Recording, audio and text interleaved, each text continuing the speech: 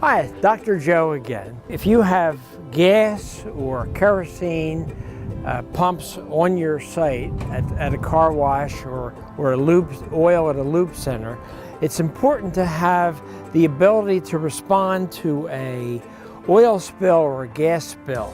Not only just a little something that would come off the nozzle, but what if the nozzle broke and the gasoline started to get out into the environment, most importantly over to the drains in the section over here. So the EPA and OSHA have a requirement that you have to have a plan to respond to a hazard on site. And that plan includes training and a means to respond to that hazard to both the environment and to the people that are involved on the site of the spill. The most effective way to do that is to have a spill kit.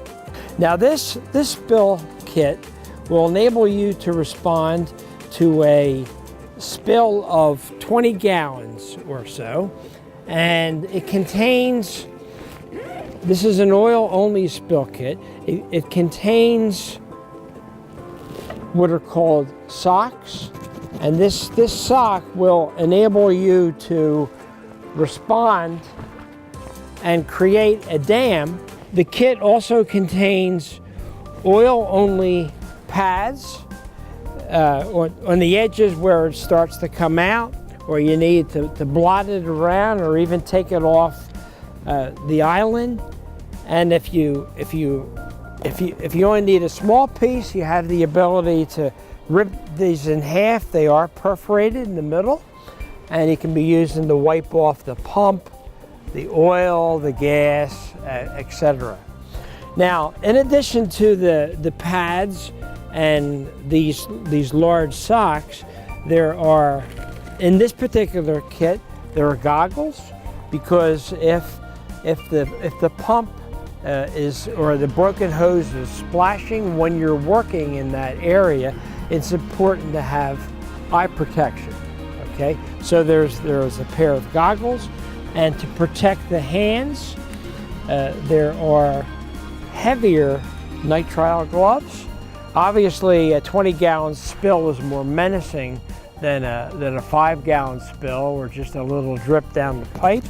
These are heavy-duty nitrile gloves, and they protect the skin from most biological and environmental hazards, hydrocarbon hazards, and they're extra large, so they'll fit just about anybody's hand that will respond to a spill.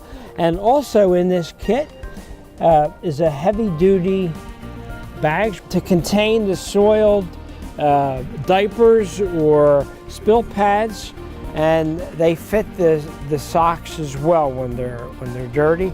And then there are the heavy-duty twist ties to seal the stuff in the bags. Last but not least, there are also instructions in here that will enable you to safely respond, what to do. It even tells you what to do with regard to the waste. You just can't stick it in the dumpster.